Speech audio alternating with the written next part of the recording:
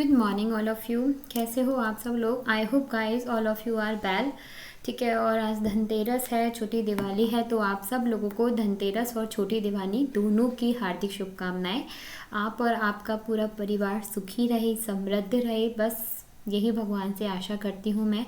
और आपको आपके जीवन का हर मुकाम आपको हासिल हो, ये खुशियों के त्यौहार पर मेरी तरफ से आपके लिए शुभकामनाएं। ओके, तो एज़ यूज़ुअल आज हम बाढ़ के बारे में पढ़ेंगे। हम लोगों ने ऑलरेडी भूकंप के बारे में पढ़ लिया था कि भूकंप क्या होता है, और आज जो है और हम लोगों ने सुनामी के बारे में भी डिस्कशन कर लिया था।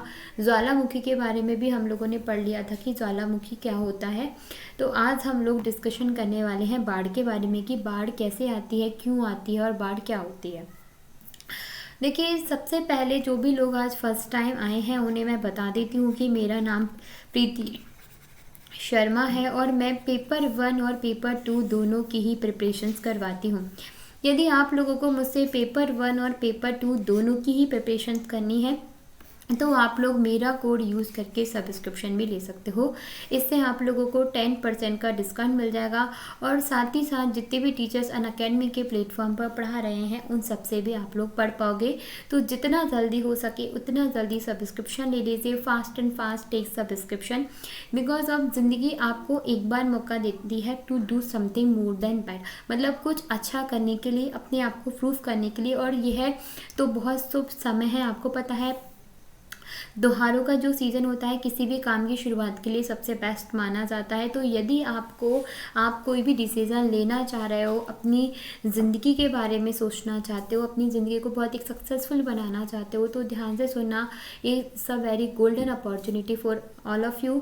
तो जल्दी से डिसीज़न लीजिए, क्योंकि जब तक आप अपने अंदर स्पिरिट नहीं लेकर आओगे, एक फायर नहीं लेकर आओगे, एक स्ट्रॉन्ग डिटर्मिनेशन पावर नहीं लेकर आओगे, आप कुछ भी इस दुनिया में नहीं कर सकते। And everything is possible. यदि आप चाहो तो इस दुनिया की हर चीज़ पॉसिबल है। यदि आप चाहो, ठीक है, तो पॉसिबल है। यदि आप ये सोच के बैठ जाओ तो हम नहीं कर सकते, तो फिर कुछ भी नहीं कर सकते।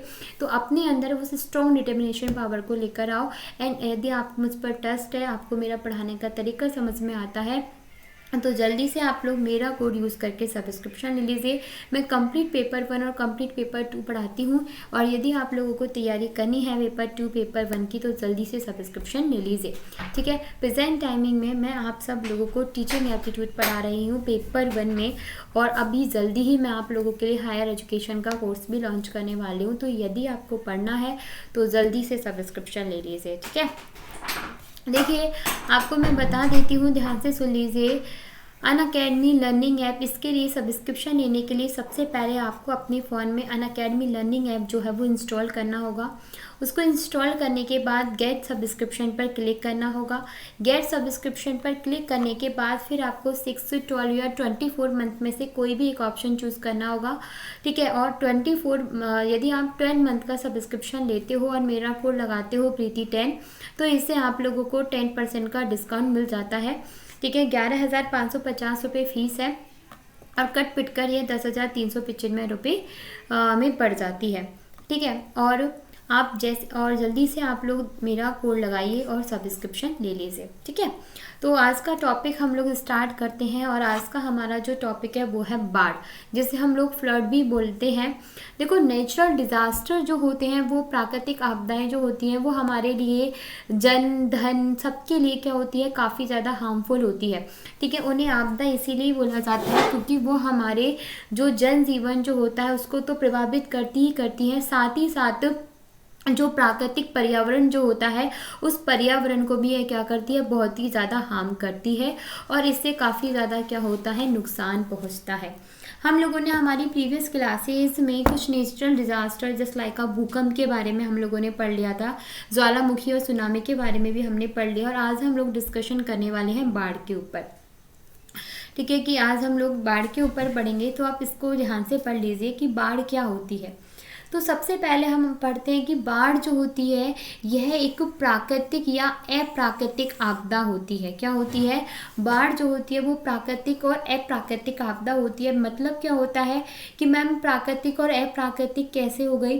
तो आप इसको ध्यान से सुन लीजिए। देखो, प्राकृतिक का मतलब क्या होता है, और अप्राकृतिक जो होती है उस अप्राकृतिक का मतलब क्या होता है। जैसे कि आपको एक एग्जांपल देती हूँ। प्राकृतिक का मतलब होता है कि किसी भी जगह पर, मान के चलो कोई भी एरिया है या फिर कोई भी जगह है, जैसे कि ये स्थान है, यहाँ पर कुछ दिनों से कंटिन्यूस क्या हो रही है, बारिश हो रही है। क्या हो रही है, कंटिन्यूस बारिश हो रही है। तो कंटिन्यूस बारिश होने की वजह से ये जो स्थान है ये क्या हो गया है, जलमग्न हो गया है। ठीक है, और इसकी वजह से क्या होता है, बाढ़ आ गई। ठीक है, नदियों का जल स्तर बढ़ गया और बाढ़ आ गई, जैसे कि आपको इस चित्र में दिख रहा होगा। ये तो प्राकृतिक कारण है, वर्षा पर आपका कोई कंट्रोल नहीं है। अप्राकृतिक कारणों के अंदर क्या होता है, अप्राकृतिक कारणों के अंतर्गत जैसे कि आपने क्या बनाया, कोई भी बांध बनाया। जो बांध आते हैं वो पानी को के लिए बनाए जाते हैं। आपने कोई बांध बनाया और बाद में आप बनाते समय आपने मतलब कोई खराब जो चीज़ें हैं वो क्या कर दी, आपने यूज़ में ले ली, और बांध बनते ही थोड़े टाइम बाद वो बांध टूट गया। तो उसकी वजह से क्या होगा, पानी जो होगा एक साथ स्पीड से जो निकलेगा, उसकी वजह से क्या आएगी, बाढ़ आ जाएगी। तो ये हो जाएगा आप लोगों का एक अप्राकृतिक कारण। मतलब प्राकृतिक कारण वो कारण होते हैं जो प्रकृति के द्वारा उत्पन्न होते हैं, जबकि अप्राकृतिक कारण वो कारण होते हैं जो मानवीय कारणों की वजह से उत्पन्न होते हैं। किन की वजह से उत्पन्न होते हैं, मानवीय कारणों की वजह से उत्पन्न होते हैं। क्योंकि आप लोगों को पता है जैसे कि बांध बनाए, बांध टूट गया, तो वो टूटा क्यों, हम लोगों की लापरवाही की वजह से। तो बस वही वाली बात यहाँ पर आप सब लोगों को बताई गई है। ठीक है, चलिए उसके बाद आता है कि भारत जो होता है, भारत जो है विश्व का दूसरा बाढ़ प्रभावित जो है वो देश माना जाता है। मतलब भारत में बहुत ज़्यादा क्या आती है, बाढ़ आती है। बाढ़ एक ऐसी स्थिति है जिसमें कोई निश्चित भू क्षेत्र अस्थायी रूप से जलमग्न हो जाता है। मतलब हमें ऐसा नहीं है कि परमानेंटली वहाँ पर बहुत सारा पानी भर जाएगा, वो एक टेम्परेरी होता है और यह जनजीवन को क्या कर देता है, बुरी तरह से प्रभावित करता है। बांध टूटना, जल तरंगों की गति बढ़ना, मानसून की अधिकता, इन सभी कारणों की वजह से क्या आती है, बाढ़ आती है। जैसे कि आप लोगों ने इस चित्र में देख लेती है कि एक निश्चित भूभाग है और यहाँ पर क्या हो गया है, जल जो है वो भर गया है और इसकी वजह से यहाँ पर क्या है, इसे हम क्या बोलते हैं, बाढ़ कहते हैं। बाढ़ एक प्राकृतिक और एक अप्राकृतिक आपदा है जिसमें अत्यधिक मात्रा में पानी एकत्र हो जाता है। क्या हो जाता है, बहुत ही ज़्यादा मात्रा में पानी एकत्र हो जाता है और बाढ़ का पानी तेज भाप का या स्थिर भी हो सकता है। क्या होता है, बाढ़ का जो पानी जो होता है वो क्या होता है, बहुत ही ज़्यादा तेज भाप का होता है। ठीक है, और कभी कभार मानवीय भूल के कारण से भी, जैसे कि कोई बांध आ जाए, बांध या तटबंध टूटने से भी बाढ़ जैसे हालात बन जाते हैं, उन्हें हम अप्राकृतिक बाढ़ कहते हैं या फिर मानवीय बाढ़ कहते हैं कि मानवीय कारणों की लापरवाही की वजह से ही क्या हुई है, बाढ़ आई है। ठीक है, क्या हुई है, बाढ़ आई है। और भारतीय परिदृश्य में अधिकतर लगातार मानसून के बारिश के कारण बांध या तटबंध टूटने से बाढ़ का पानी आबादी वाले क्षेत्र में प्रवेश करता है और इसकी वजह से क्या होता है, प्राकृतिक बाढ़ भी, हम इसे प्राकृतिक बाढ़ भी कह सकते हैं। अब देखो, ये जो आपकी जो बाढ़ जो आती है, इस बाढ़ से आप लोगों को क्या क्या नुकसान होता है। सबसे पहले हम उस नुकसान के बारे में डिस्कशन करते हैं कि इस बाढ़ से नुकसान क्या होता है। तो देखो, आप लोगों को पता है कि जिस भी एरिया में आप लोगों की, मान के चलो इस एरिया में क्या आई है, बाढ़ आई है, तो यहाँ पर पाई जाने वाली जो पारिस्थितिकी जो होगी आप सब लोगों की, वो पारिस्थितिकी क्या होगी, इससे बहुत ही ज़्यादा प्रभावित होगी। पारिस्थितिकी प्रभावित होगी मतलब जो वहाँ की जो जैव विविधता भी प्रभावित होगी। क्या प्रभावित होगी फिर इससे, कि वहाँ पर जो जैव विविधता जो पाई जाती है, वो जैव विविधता भी क्या होने वाली है, उससे बहुत ही ज़्यादा मात्रा में प्रभावित होने वाली है। ध्यान से सुन लीजिए क्या कहना चाह रही हूँ आप लोगों को, कि पारिस्थितिकी प्रभावित हुई। ठीक है, पारिस्थितिकी प्रभावित हुई, इसका मतलब ये होगा कि आप लोगों की जो जैव विविधता है, मतलब जैव विविधता का मतलब ये होता है कि एक स्थान पर पाए जाने वाले विभिन्न जो जीव जो होते हैं वो जैव विविधता कहलाते हैं। ठीक है, कि एक स्थान पर अलग अलग जातियों के जीव पाए जाते हैं तो वो जैव विविधता होती है। तो आपको भी पता है कि यदि यहाँ पर बाढ़ आएगी तो जो छोटे छोटे जो जीव हैं वो तो जाए पानी में, क्योंकि जब इंसान बहकर चले जाते हैं तो जानवर तो ऑब्वियसली बहकर चले जाएंगे, तो उसकी वजह से जो आपकी जैव विविधता प्रभावित होगी। इससे फिर जैव विविधता प्रभावित हुई तो आप लोगों की जो खाद्य जो श्रृंखला जो होती है, वो खाद्य खाद्य श्रृंखला भी क्या होगी, प्रभावित होगी, उसके ऊपर भी क्या पड़ता है, नेगेटिव इफेक्ट पड़ता है। हमारा जो वृक्ष वगैरह जो होते हैं, हमारे पेड़ पौधे जो होते हैं आप लोगों के, वो पेड़ पौधों को क्या पहुंचता है, बहुत ही ज़्यादा नुकसान पहुंचता है। वो या तो टूट जाते हैं या गिर जाते हैं, ठीक है। और इससे क्या होता है कि जो कचरा वगैरह सब आ जाता है, तो जो प्रदूषण जो होता है वो प्रदूषण भी बाढ़ से बहुत ज़्यादा हो जाता है।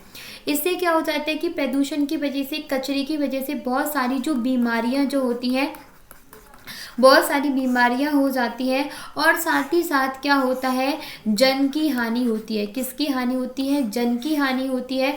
और साथ ही साथ किसकी हानि होती है, धन की हानि होती है। और बाढ़ से क्या होता है, किसी क्षेत्र की जो अर्थव्यवस्था जो होती है, ठीक है, वहाँ की अर्थव्यवस्था प्रभावित होती है।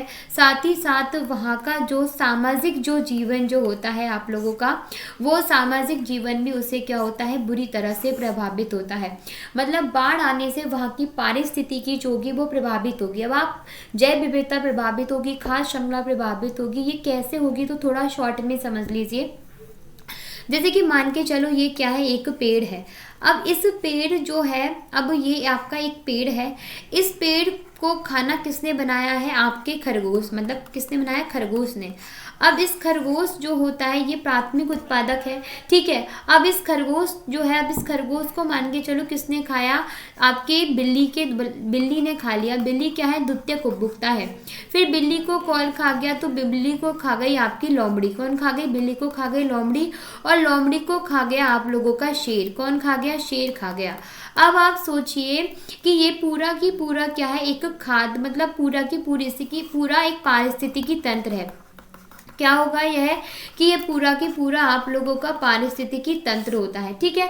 अब आप सोचिए कि जब बाढ़ आएगी, ठीक है, बाढ़ आएगी तो आपका जो पेड़ होगा वो पेड़ टूट जाएगा, ठीक है, पेड़ टूट जाएगा। अब पेड़ के टूटने से आपको दूसरा क्या लाभ होगा कि जो मृदा अपरदन होगा, क्या होगा, मृदा अपरदन होगा। और मृदा की गुणवत्ता जो होगी वो प्रभावित होगी। क्या होगी, मृदा की गुणवत्ता प्रभावित होगी, मृदा अपरदन होगा। मतलब क्या होगा, पेड़ टूट जाएगा। तो पेड़ के टूटने से जो मृदा जो होगी, ऊपरी मृदा को पानी अपने साथ बहा के ले जाएगा। तो मृदा के अंतर्गत जो उपजाऊ जो तत्व होते हैं मृदा की ऊपरी परत पर, वो भी चले जाएंगे। तो उसकी गुणवत्ता भी इससे क्या हो जाएगी, खराब हो जाएगी। और मृदा अपरदन भी हो जाएगा। साथ ही साथ अब देखो, खरगोश इसके ऊपर डिपेंड था। और आपको पता है ये छोटे छोटे जो जीव हैं इनकी भी क्या हो जाती है, डेथ वगैरह हो जाती है। तो इस तरह से आप खुद ही देख लीजिए, आपका पूरा पारिस्थितिकी तंत्र, जैव विविधता इससे क्या हो गई, प्रभावित हो गई। तो बाढ़ से हमें इतने सारे जो होते हैं वो नुकसान देखने को मिलते हैं। अब बाढ़ से हम बाढ़ को प्रबंधन कैसे किया जा सके, तो वो भी हमारे लिए एक इम्पॉर्टेंट टॉपिक बन जाता है। तो देखिए, बाढ़ का जो प्रबंधन है, ठीक है, वो कैसे किया जा सके जिससे कि इससे होने वाले जो नुकसान हैं उनके बारे में हम लोगों को क्या मिल सके, राहत मिल सके। तो सबसे ज़्यादा इम्पोर्टेंट जो चीज़ होती है वो होता है आप लोगों का वृक्षारोपण करना। क्या होता है, वृक्षारोपण करना व वन विनाश को रोकना। क्या होता है, वन विनाश जो होती है उस वन विनाश को रोकना। अब क्यों रोकना, अब उसके पीछे रीज़न सुन लीजिए।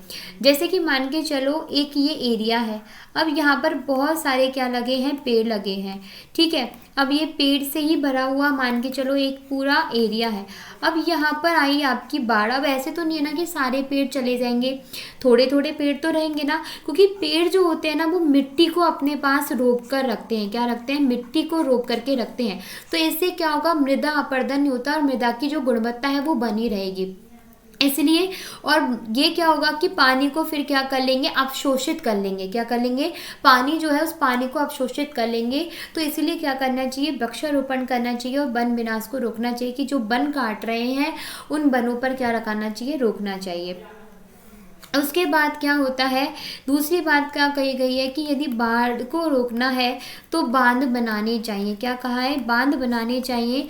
और पुराने जो बांध हैं, ठीक है, पुराने बांधों का पुनरुद्धार करना चाहिए। क्या करना चाहिए? पुराने बांधों का पुनरुद्धार करना चाहिए। मतलब क्या होगा कि मतलब बांध, नए नए बांध बनाने चाहिए, जैसे कि बाढ़ की स्थिति हो तो उस समय मतलब प्रॉब्लम को सॉल्यूशन कर सके। और जो ऑलरेडी बांध बने हुए हैं आप लोगों के, उन बांधों पर रिपेयरिंग वगैरह का काम कर लेना चाहिए, जिससे कि जब सीज़न टाइम आता है, जब मानसून वगैरह आता है, तो वो क्या ना हो और भी ज़्यादा डैमेज होकर टूट ना जाए। ठीक है। उसके बाद फिर आता है आप लोगों का भूमिगत जल के उपयोग में परिवर्तन। क्या कहा गया? भूमिगत जो जल है, उस भूमिगत जल के उपयोग में क्या करना चाहिए? परिवर्तन किया जाना चाहिए। मतलब क्या होना चाहिए कि देखो, आप लोगों को पता होगा, हमारी नेट के एग्जाम में भी एक क्वेश्चन आया था, ग्राउंड वाटर एक्ट। कौन सा क्वेश्चन आया था? Ground water act 2020। और ये ग्राउंड वाटर एक्ट आपको पता है यूपी योगी आदित्यनाथ से संबंधित है। और ये क्यों आया था आपको भी पता है, ये इसलिए आया था कि भूमिगत जो जल है उसका क्या किया जाए? संयमित मात्रा में उपयोग किया जाए। कैसे किया जाए? संयमित जो मात्रा होती है, उस संयमित मात्रा में भूमिगत जल का उपयोग किया जाए। अनियमित तरीके से इसका क्या नहीं किया जाए? दोहन नहीं किया जाए, जिससे कि क्या हो सके? अनियमित तरीके से दोहन ना किए। ठीक है, ये वाली बात आती है। अब क्वेश्चन आपसे पूछा गया है आप लोगों का सिर्फ इतना सा है कि भूमिगत जल के उपयोग में क्या किया जाए? परिवर्तन किया जाए। ठीक है, जो भूमि में जो जल है उस भूमिगत जल का परिवर्तन करें, मतलब अनियमित तरीके से पूरे संसाधनों को नहीं निकाल लें। ठीक है, तो उसका उपयोग को चेंज करना चाहिए, नए विकल्प ढूंढने चाहिए। दूसरी बात कही गई है कि बाढ़ की भविष्यवाणी की जानी चाहिए। क्या की जानी चाहिए? बाढ़ की भविष्यवाणी यंत्र होने चाहिए। उससे क्या होगा कि समय से पूर्व बाढ़ की चेतावनी लगने से, ठीक है, समय से पूर्व जो है वो बाढ़ की चेतावनी लग जाएगी, तो उससे क्या होगा कि जो जानवर हैं वहाँ के, उन्हें बचाया जा सकता है। जन और धन की जो ज़्यादा नुकसान पहुँचता है उसे क्या है, बहुत हद तक कंट्रोल किया जा सकता है, उसे भी बचाया जा सकता है। ठीक है, भविष्यवाणी से। दूसरी बात होती है कि जो नदियाँ जो हैं, उन नदियों का जो मार्ग है, ठीक है, उस मार्ग को बदल करके नदियों को जोड़ना चाहिए। क्या करना चाहिए? नदियों का मार्ग बदलकर नदियों को जोड़ना चाहिए। ठीक है, नदियों को जोड़ना चाहिए तथा क्या करना चाहिए? ऐसे क्षेत्रों में नदियों को लेकर आना चाहिए, सूखे वाले क्षेत्र में। मतलब क्या कह रही हूँ, मतलब क्या होगा, जैसे कि आपको पता है कि जैसे कि ये कोई नदी बह रही है। अब इस नदी से, जैसे कि आपको पता है बिहार वगैरह है, यहाँ पर ना नदियाँ होती हैं, घाघरा, गंडक, कोसी जो होती हैं, ये यहाँ का शोक वगैरह मानी जाती है। अब क्यों? क्योंकि वहाँ पर क्या होता है, बाढ़ आती है उसकी वजह से, और वहाँ की अर्थव्यवस्था प्रभावित होती है। तो इसलिए इन नदियों का जो मार्ग है, या इन नदियों में आने वाले पानी के मार्ग को परिवर्तित कर देना चाहिए। जैसे कि कोई नदी ऐसे जा रही है तो उसमें बांध बना करके उसके मार्गों को परिवर्तित कर दो, या फिर इस मार्ग को ऐसे स्थानों पर ले जाओ, इस पानी को, जहाँ पर सूखा है, जहाँ पर बंजर एरिया है, जिससे कि यहाँ पर भी सिंचाई मिल जाए, यहाँ का एरिया भी सही हो जाए और बाढ़ की स्थिति भी नहीं आए। तो नदियों का मार्ग बदल दो, नदियों को जोड़ दो, जिससे क्या हो जाएगा, इस बाढ़ से बहुत हद तक इससे समाधान हल मिल सके, हमें बहुत हद तक मतलब सुरक्षा मिल सके। तो ये कुछ आपको एक दो चीज़ें बताई गई हैं कि बाढ़ होती क्या है। ठीक है, और बाढ़ होती क्यों है, बाढ़ आती क्यों है, कि एक लंबे समय तक यदि किसी जगह पानी भर रहा है या लंबे समय से बारिश आ रही है तो उसकी वजह से भी क्या आ जाती है, आपकी बाढ़ आती है। कैसे हम इसे कंट्रोल कर सकते हैं वो भी मैंने आपको बता दिया है। उसके बाद आपका एक इम्पॉर्टेंट टॉपिक है इसी के अंतर्गत, और वो होता है आप लोगों का वाटर फुटप्रिंट। क्या होता है? Water footprint. ठीक है, अब ये क्या होता है, तो इस टॉपिक पर हम लोग क्या करते हैं, डिस्कस करते हैं। ये बाढ़ से ही संबंधित है। देखो, वाटर फुटप्रिंट क्या होता है, पहले वो सुनिए।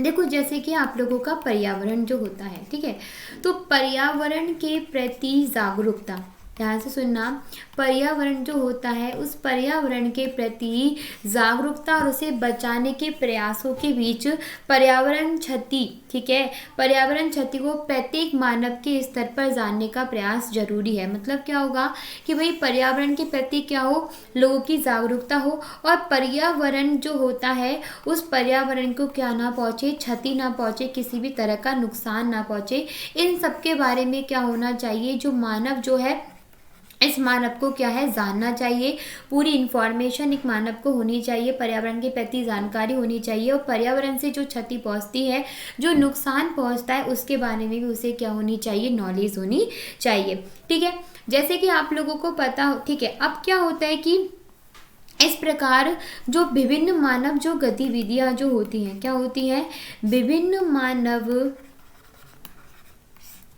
विभिन्न मानवीय गतिविधियों की संलग्नता के अनुसार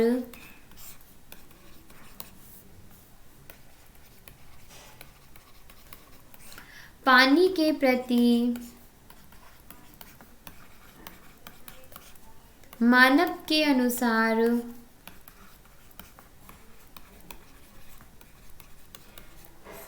खपत पता लगाने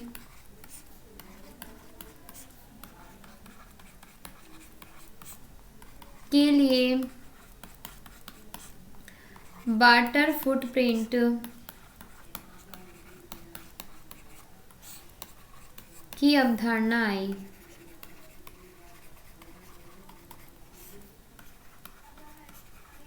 सुनो, क्या कहा गया, विभिन्न मानवीय गतिविधियों की संलग्नता के अनुसार, ठीक है, के अनुसार पानी के प्रति मानव के अनुसार खपत पता लगाने के लिए क्या है कि पानी के प्रति मतलब मानव जो है वो कितनी खपत करता है, एक इंसान कितनी पानी का कंज्यूम करता है, कितना वो यूज़ करता है, तो उसको पता लगाने के लिए वाटर फुटप्रिंट की अवधारणा आई। मतलब एक इंसान कितना जो है वो पानी को कंज्यूम करता है, वो चीज़ आपकी क्या कहलाती है, वाटर फुटप्रिंट जो है वो कहलाती है।